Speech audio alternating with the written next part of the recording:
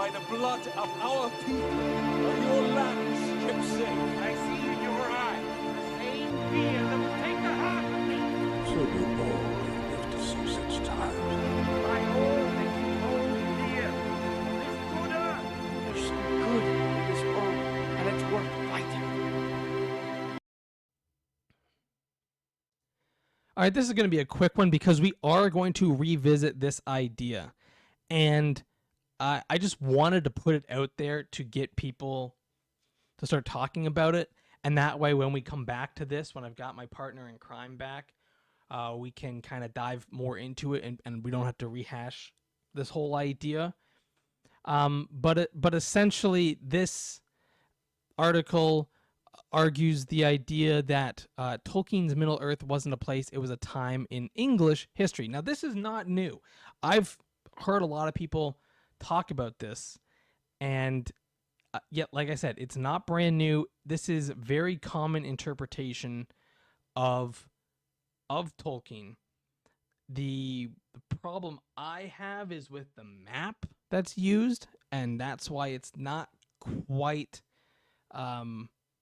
it's not quite in line. Like it doesn't line up beautifully the way that this map would have you believe, as if like all of this is just all in one go, because what you have is like you've got Gondor being like Rome, Constantinople, so that it's like the Roman Empire, which is one moment in history. And then Mordor being the Battle of the Somme. That's a completely different time in history. You're going from ancient Rome up to World War II or World War One. Sorry, and I just don't think that. To me, it doesn't quite work out that way. So we can take a look here, but I just wanted to kind of get this theory out here. Like I said, most of you already know this one, but this is one that I think we need to start talking about a little bit more seriously because this is becoming so widespread. Now, yeah, you can kind of see. So here's the map that Tolkien has. Now, this is my problem with the Middle-earth map, and also it's my problem when you go into the histories of Middle-earth. The layout of this map changes quite a bit. Like the fact that the citadels and the castle structure of Mordor was not just built randomly by orcs. It was taken over by them. And the fact that like people don't really know what's going on to the east. Like we've just kind of got this cut off. There's not water here. It's just more land. We don't know what that looks like. To me, this whole thing is just a weird map. It's always been my issue is this Middle-earth map. I've heard some people argue that all of this is supposed to be England. Then you've got some people arguing that no, this is actually how you break up the different areas in Middle-earth. But then why draw it like this? Like, I'm not saying it has to be a one-to-one recreation of Earth, but like why not have it somewhat roughly shaped like this? I just don't understand why it looks like this. And why is it all crammed together? Like look at how big the real Earth. I mean, this isn't even Earth. This is just like the Mediterranean Sea and then Europe and then North Africa. You got a little bit of Middle East and you got a little bit of Russia. But this is tiny. This is literally like England. Like England would fit here maybe. Like it just looks so much smaller than a real map of Earth or of anything. So like this article is stating right here, even if Tolkien helps us conceptualize deep time, This does not mean that his world is supposed to be our own.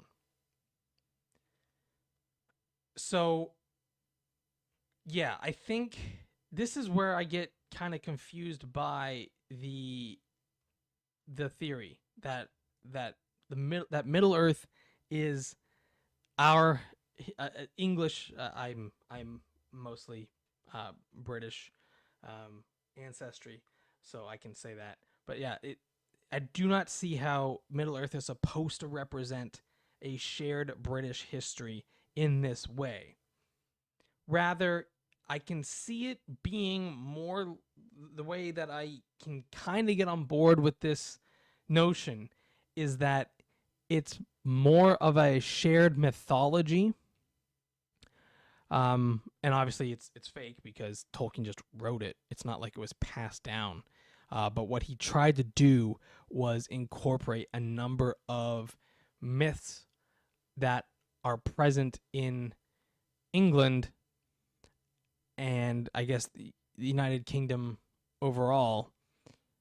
And those myths he tried to incorporate into his books, as well as drawing on real world inspiration. But this is where the problem lies.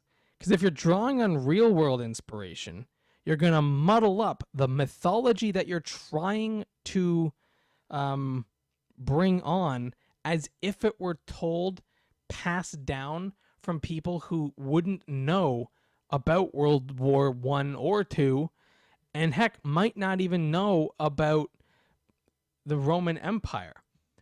Now, obviously, if the mythology comes about during the Roman Empire, when the Romans actually came all the way up into England, sure, then it makes sense. But at that time, they would all just been considering themselves Roman.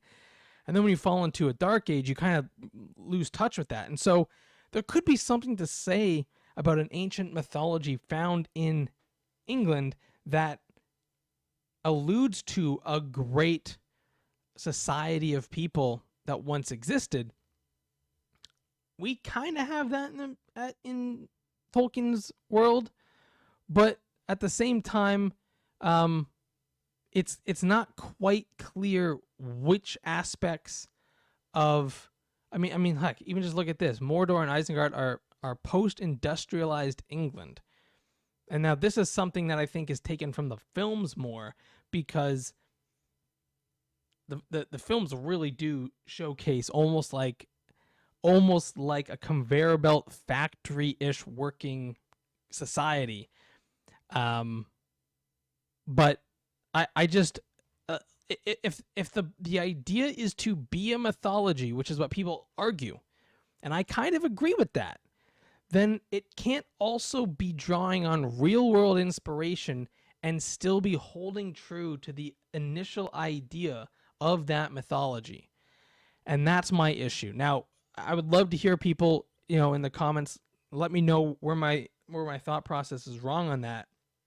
Because I personally like the idea of Tolkien or anyone sitting down and writing a fictional mythology for England. And George R.R. Martin does this quite a bit within his books. So it's not a unique concept only to Tolkien, other than he kind of started it, I would say. So I actually like that idea. But the problem is Tolkien didn't quite, if that was his goal, and then we also see elements of other histories merged into it, then he didn't quite nail it, right?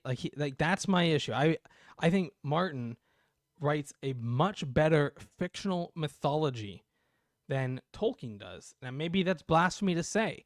Hey, I like the A Song of Ice and Fire series, but I'm probably not his biggest fan. I mean, I didn't start reading them until the show came out, so I'm a newer fan. I haven't been waiting nearly as long as some other people have been waiting, despite the fact that I'm very eager to see how this wraps up.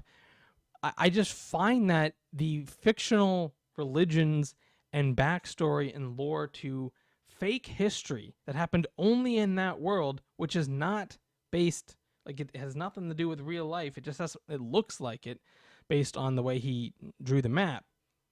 But those ones seem a lot more real to me than the idea that the Lord of the Rings could be a fictionalized mythology simply because of all these added ideas that wouldn't have occurred naturally within the buildup of that mythology. So that's sort of my take on it. Let me know down below how you guys find it. I know there's different ways to interpret this. So some people literally say that, this is England and the shape is just kind of slightly different, but if it was mapped out, you would see it's England. Other people say no, it's Europe, minus minus some of the water, and it's kind of a weird shaped Europe. But then the fact that there's no edges is just a weird, no one really has a good explanation for what to do with that edge there, both to the north, the south, and the east. And maybe it just allows you to leave it up to your own imagination.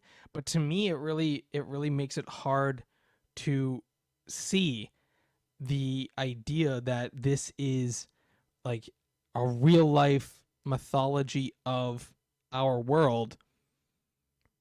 Rather, it's almost a mythology of a fictional place that allows us to draw on it culturally, to see how British culture, I guess, developed. That's sort of like the best interpretation I can come up with that still fits with all of the added stuff that would have been well after a mythology was created for England. So anyway, that's my 2 cents.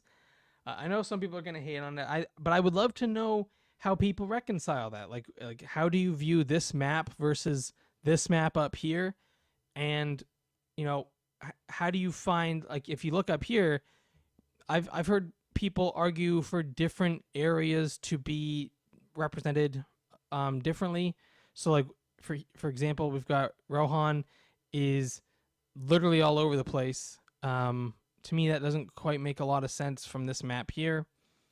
I would think that Rohan is maybe more to the west, but maybe I'm wrong there. So yeah, let me know how you guys find it and reconcile it, because I would love to read how it's done and to talk about it a little bit more. And that's what I plan to do later on. But I just wanted to get this one out there so that we can start thinking about it, and then we can revisit it with a lot more information about how this works. I regret to announce this is the end. I bid you all a very fond farewell.